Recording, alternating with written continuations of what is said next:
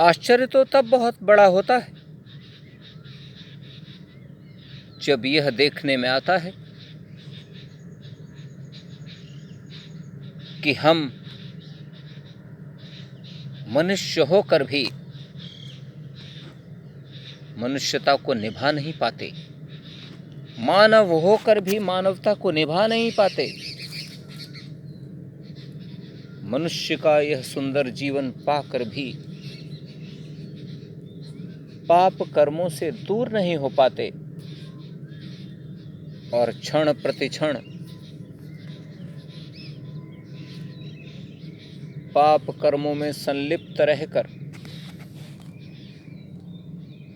अपने जीवन को बर्बाद करते रहते हैं। और रत्ती भर भी यह चिंता नहीं होती, रत्ती भर भी यह संकोच नहीं होता कि जब इन पाप कर्मों के परिणाम सामने आएंगे तब क्या होगा। अनेकों लोगों में तो इतनी ज़्यादा नकारात्मकताएं होती हैं कि वे कहते हैं होगा देखा जाएगा। जब होगा देखा जाएगा में छोड़ दिया फिर क्या, फिर तो सब बातें ही समाप्त हो गई। फिर क्या, खूब पाप कर्म करो, खूब असत्य अधर्म अन्याय को ओढ़कर चलो, अराजकता बेईमानी भ्रष्टाचार घूसखोरी हिंसा अशांति मार काट की राह पर खूब चलो, फिर देखा जाएगा। कितना अच्छा होता कि फिर देखा जाएगा का शब्द जीवन में ना आया होता तो शायद इन गलत राहों पर चलने से हम बच जाते। शायद तब कुछ संकोच होता, शायद कुछ डर होता, कुछ शर्म होती, तो शायद हम गलत कार्य नहीं करते, पाप कर्म नहीं करते।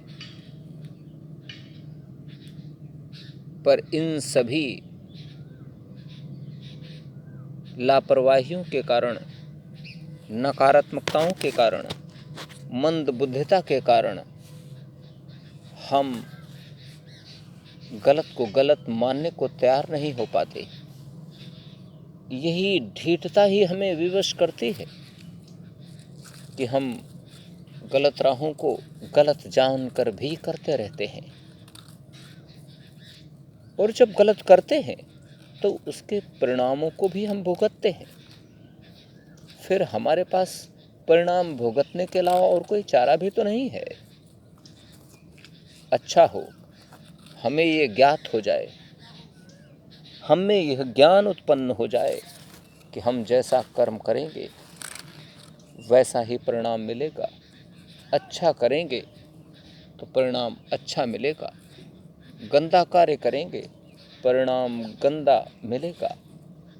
यही तो आभास होना जरूरी है, यही तो एहसास होना जरूरी है, यही तो अंतरात्मा में बैठना जरूरी है कि हमारे कर्मों के अनुरूप ही हमें परिणाम मिलेंगे।